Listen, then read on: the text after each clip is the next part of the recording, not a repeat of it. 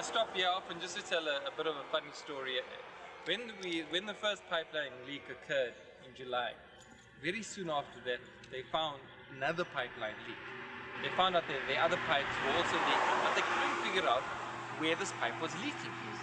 And they tested and they tested and they couldn't figure out. One of the reasons being, this woman who lived here, the pipe was leaking heavy marine oil, furnace oil, the very thick.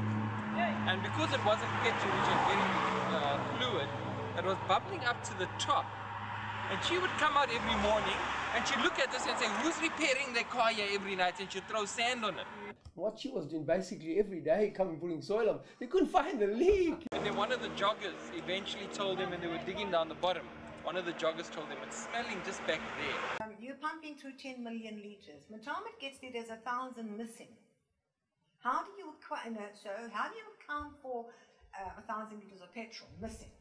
So Richard Parks, the former MD, said, well, he said, it could be evaporation. Now, anybody with a bit of brain could say, how could petrol evaporate in a sealed pipe? Greg, all of this is out there. It's all public knowledge. Yes. It's all on our website. The petrol is already in line with the bedrooms, underground. And then the next house on the corner of Angelia and Tambudi, Mrs. Peltzer, they told her she could never have a bra there. But if she lit a match there, that whole bloody place is going to go up.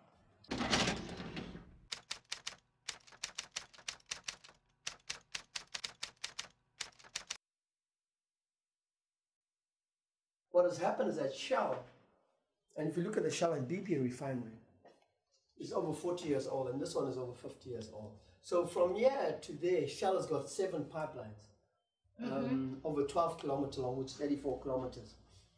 Most of those pipelines have been leaking, as you so rightfully see as indicated here. But more importantly, they haven't replaced those pipes. What they've done is just patch it up and do it on the cheap and just cover it up. And continually, so you see leaks are just continually happening. Why don't you give us a 5-year management plan so that over the next 5 years you work systematically on all your pipelines and replace all of them? Nobody said do it tomorrow.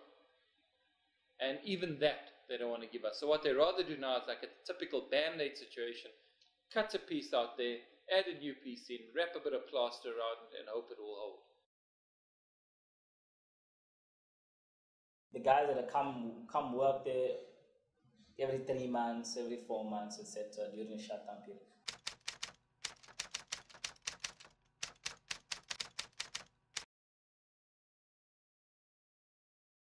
They will tell you, pipes, these are the words they use, are rotten. And that was a study to actually look at the integrity of all of those pipelines that you have in that area. And again, that's an incredible success. There's no place in the world that I know of that a local government has actually got business to firstly pay for a study. Government then funded the peer review study that is now resulting in a few $100 million being spent on ensuring the integrity of those pipelines.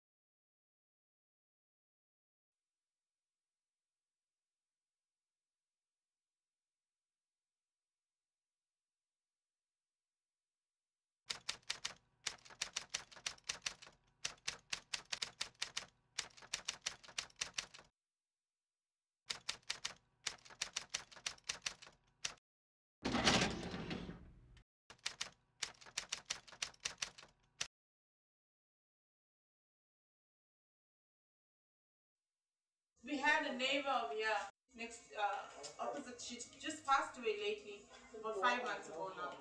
She also was an asthma sufferer, and she used to use a tank. She had a tank in her house. And apparently, when she came out in the paper, they came here. They came with the fruit basket and chocolates and what have you. Staff members of SATREP drop a little thing here and they drop a little thing there. When the Shell incident occurred where more than 1.2 million litres of petrol leaked under community homes, the bureaucracy within the city of Durban was developing a case to take Shell to court. The Shell manager found this out and went to Obed Mlaba, and the next day we read in the newspaper headlines, City Mayor reconsiders case. Now, if that is not strong arm tactics on supposed to be our democratic leadership, and them crumbling under those strong arm tactics, you know, what else do you call it? You know, we hear about the green scorpions, but why haven't they done anything? They're still. It seems almost as if they're scared to prosecute an industry. Yet they won't hesitate to fine you or I for speeding in a car. But this is the Island View Chemical Storage Complex. It's the biggest in Southern Africa. Some people say it's the biggest in Africa. I don't know.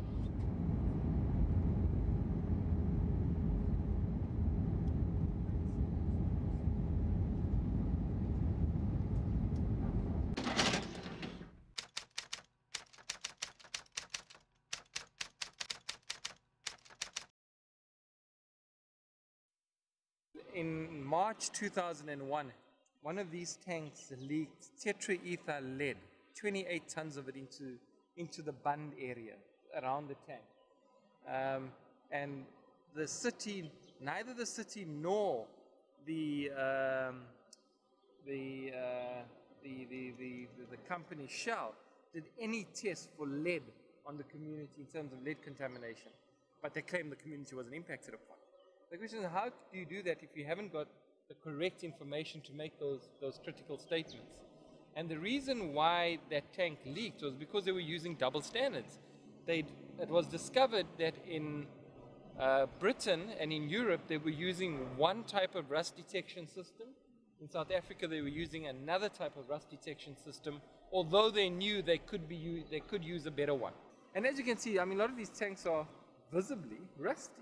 That's the final say then, that you're prepared to just have whatever facts that I have portrayed in the film, and that you're not prepared to engage any further on the more philosophical questions. Just kind of see the website kind of. It's not for me to give you other questions and you're going to do a whole lot of homework and come back with some kind of engineered answers. I prefer a much more spontaneous response, where you're just speaking directly from experience, not going and cultivating answers. I don't think we would be doing a whole lot of homework. Mm-hmm. We certainly know what we're doing well enough not to be able to not to have to do that. Yeah, then there shouldn't be a problem. I think, then, should there? you know, what we'd like to know is we'd like to know what are the questions. What Margaret Rowe is now saying, yeah.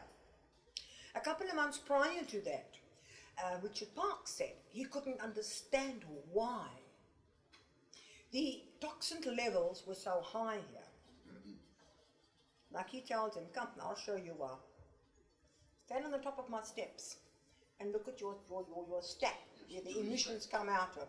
It's right in line with our house. Right in line with our steps. So it's coming out straight across like that. I mean, and our house was in line with it.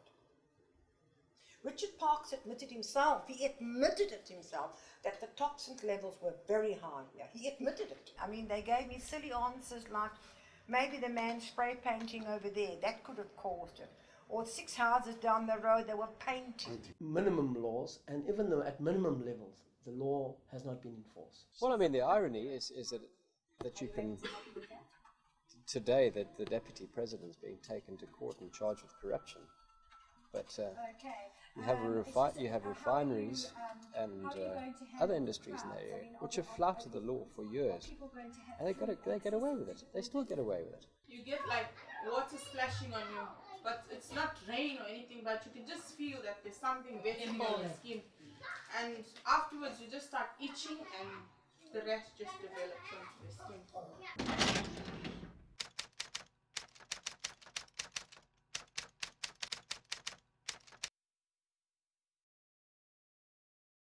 Sandred said to us that if my doctor was of the medical opinion that the toxins here would affect me in any way, they were prepared to cover medical costs. They were not looking for proof. 2 or 3 years down the line, they've refused to pay any medical bill, and this was publicly said, and it was on black and white. So that's my trump card. They will pay my medical bills, yes. It's relying on old legislation, where old legislation was certainly not about the rights of the people. You can't just blame government and the lack of legislation for the problem. Why did I not get asthma attacks years ago? Why only from about April of 2001? Yeah. When did they discover the leak? In July. And then there's other kind of questions that perhaps the website wouldn't address. And it's those kind of interactions which actually tease out more of the issue.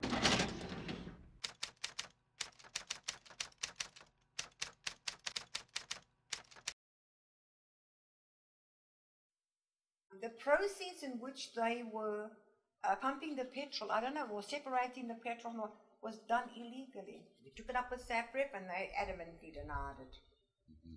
And I'm going to be absolutely honest. We went on a tour of Engine Refinery. And we were sitting having lunch. When one of the Listen to this thing. When one of the chappie that actually discovered it turned around and he said to a whole group of us, I mean, I had witnesses to what he said, that the process that was being done here is illegal. Wayne Hartman turned around and said to him, please, mind what you say. It just seems strange that no one else ever does this. I mean, any other refinery, any other NGO, any other people from the city, they're quite upfront and open to receiving the questions and answering them or not answering them. Sure, okay. Okay, thanks a lot. All right, Thanks for your time. thank you. Okay, bye. So there appears to be a high level of asthma in the area. We need to understand where that is, why that is. We need to move away from an environment where people say all of the ills of this area are caused by big industry, to an environment where we say we actually now understand what the issues are for a start.